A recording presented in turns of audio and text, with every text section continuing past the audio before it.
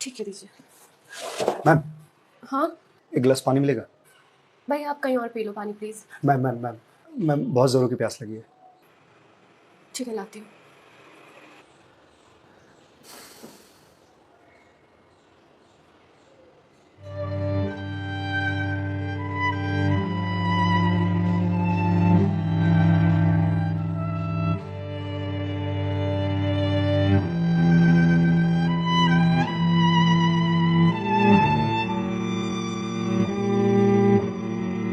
लीजिए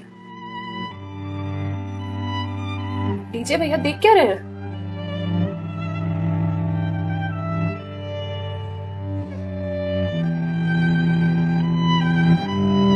मैम, आपको कोई दिक्कत है?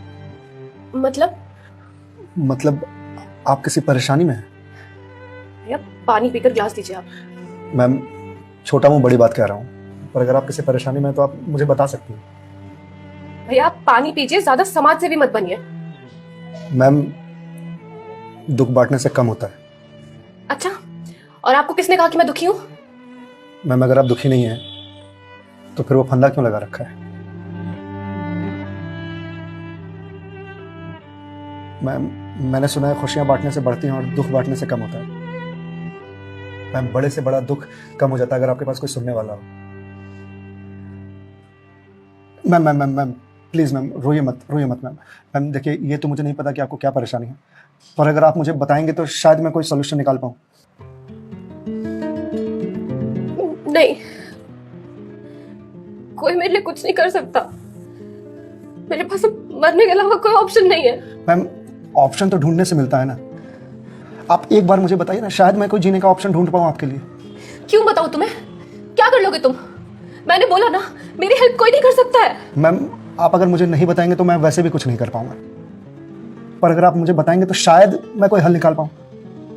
और अगर कोई हल नहीं निकला तो आप तो वैसे भी सुसाइड करने जा रही थी, तो जाने से पहले अपना दुख मुझे बताते जाइए प्लीज। Please ma'am.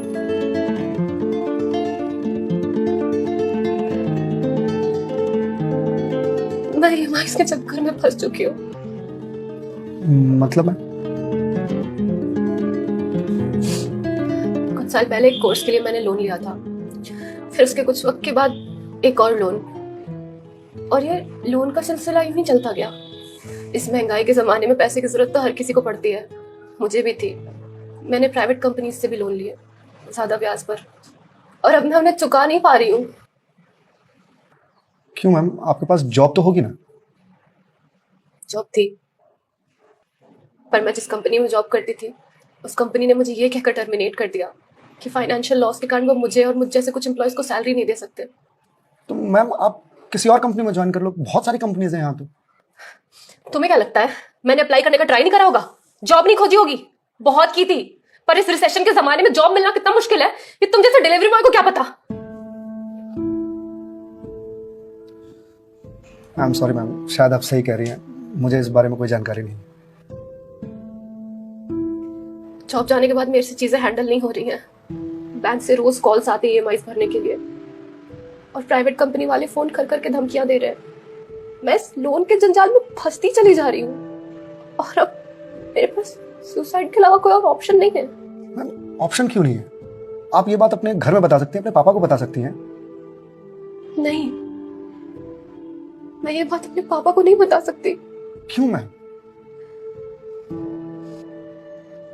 मेरे पापा रिटायर हो चुके हैं, उनके ऊपर पहले से घर की बहुत रिस्पॉन्सिबिलिटीज है। वो मेरी शादी के लिए पैसे भी जोड़ रहे हैं। मैं उनसे किस मुंह से पैसे मांगू? मुझे पढ़ाने के लिए, बाहर भेजने के लिए उन्होंने ना जाने रिश्तेदारों से कितने ताने सुने होंगे, और अब जब मैं उन्हें ये जाकर बोलूंगी तो लोग क्या कहेंगे? मैम, पैसे आपको अपने पापा से मांगने हैं या लोगों से? पापा से लेने हैं। तो फिर अब लोगों का क्या है? लोगों का तो काम है कहना, वो तो कहते रहेंगे। पर मैं किस मुंह से जाके अपने पापा को ये बोलूं? किस मुंह से मांगू पैसे उनसे? जिस उम्र में मुझे उनका बोझ उतारना चाहिए, सहारा बनना चाहिए, उस उम्र में मैं उन पे ही बोझ बनूं?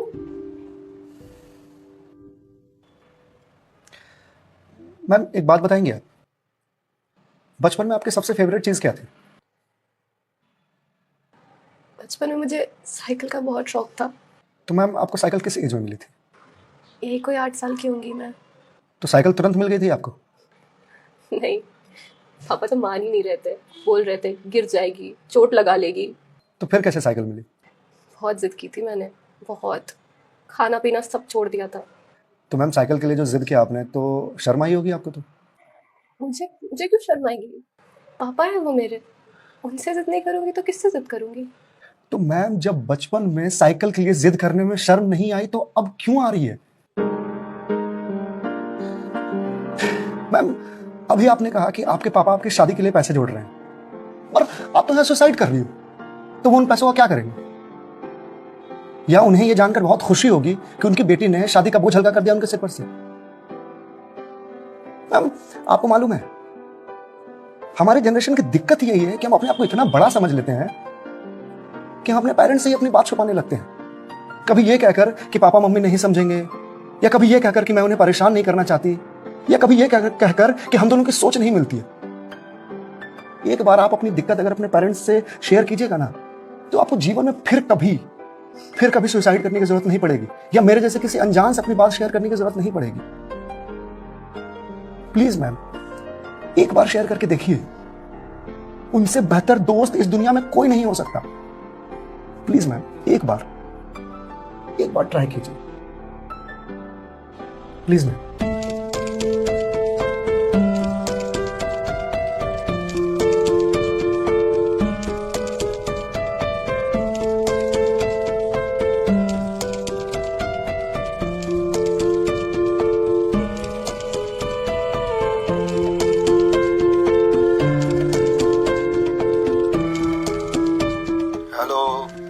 हेलो पापा।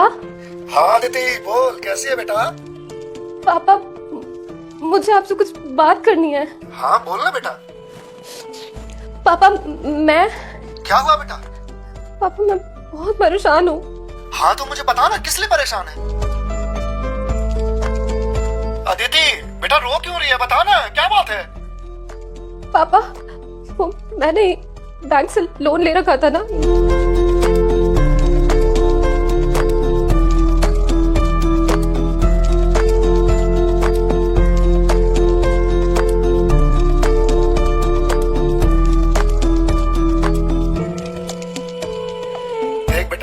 जो हो गया सो हो गया, तू चिंता मत कर, मैं हूं ना, अभी तेरा बाप जिंदा है, मैं काम करता हूँ, मैं कल ही तेरे पास आता हूँ, तू बिल्कुल भी चिंता मत कर। हाँ पापा आप प्लीज आ जाइए। देखा मैं, आपके पापा आपके एक फोन पर यहाँ आने को तैयार हो गए और आप इतने दिनों से अकेले सफर कर रहे थे। मैम मम्मी पापा से बढ़िया दोस्त कोई हो ही नहीं सकता, आप एक बार उन्हें दोस्त बना करके तो देखिए। आप सही कह रहे हैं भैया, मम्मी पापा से अच्छा दोस्त कोई नहीं हो सकता है। Thank you. It's okay ma'am, ये लीजिए क्लास। वंस अगेन भैया, thank you so much. It's okay ma'am, bye. Ma'am जी मेरे पास आपके लिए कुछ है, यही रुकिएगा, मैं थोड़ी देर में आता हूँ।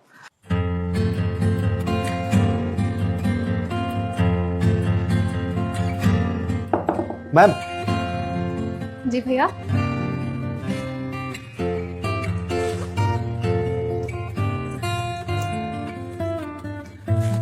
मैम ये आपके लिए। भगवत गीता? जी मैम।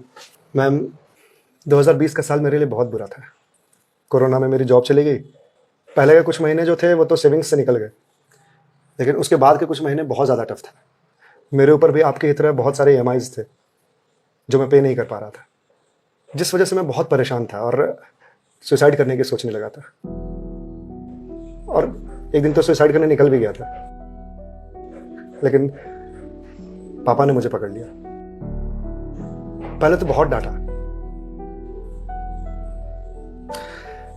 फिर उसके बाद सीने से लगा करके कहा कि तू चिंता क्यों करता है, मैं हूं ना। उन्होंने ही मेरे सारे बिल्स पे किए और उसके बाद ये भगवत गीता दिया मुझे और बोला बेटा जीवन में जब भी कोई परेशानी आए, किसी चीज का हल ना मिले तो ये पढ़ लेना, इसमें जीवन की सारी परेशानियों का हल तुझे मिल जाएगा। और मैम वो दिन है और आज का दिन है। आज जिस कंपनी से मैं आपको डिलीवरी करने के लिए आया हूं वो मेरी ही कंपनी है। आपकी अपनी कंपनी है? जी मैम, कोरोना के बाद मैंने अपना स्टार्टअप शुरू कर दिया था जॉब जाने के बाद, क्योंकि जॉब मिल ही नहीं रही थी। तो अगर आपकी कंपनी है तो फिर ये डिलीवरीज आप क्यों कर रहे हैं? मैम मुझे अच्छा लगता है अपना काम खुद करना, और शुरुआत तो मैंने अकेले से ही किया था ना। आज भी जब मन करता है तो निकल जाता हूँ डिलीवरी करने के लिए। और देखिए, आज तो निकलना मेरा सफल रहा, आपसे मुलाकात हो गई,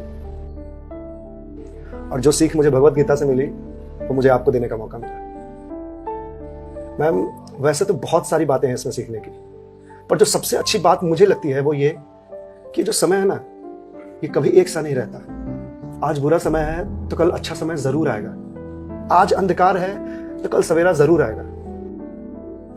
इसलिए कभी भी अच्छे समय में इतराना नहीं चाहिए और बुरे समय में विचलित नहीं होना चाहिए। समय है, कट जाएगा। मैम इस एक थॉट ने मेरी पूरी जिंदगी बदल दी।